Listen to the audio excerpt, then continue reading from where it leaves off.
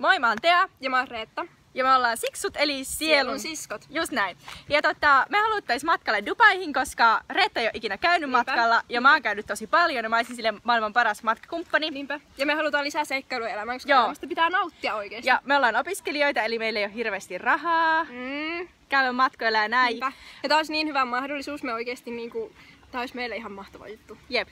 Ja me halutaan paljon haasteita, eli just tämmönen matka olisi meille ihan paras. Ei mikään semmonen lomamatka johonkin auringon alle, missä ei ole mitään sen kummempaa.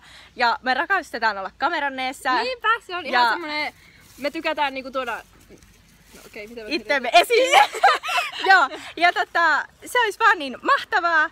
Ja lisäksi semmonen juttu, että me ollaan koettu paljon haasteita, kaikenlaisia, ja ennen me vihattiin toisiamme. Niinpä, siis meistä tuli ihan parhaita kavereita, nyt me ei voitais niinku elää ei voitais elää ilman toisiamme.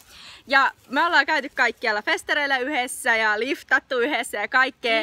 Että meiltä löytyy just semmoista elämänrohkeutta, asennetta, joku on sanonut, että meissä on munaa.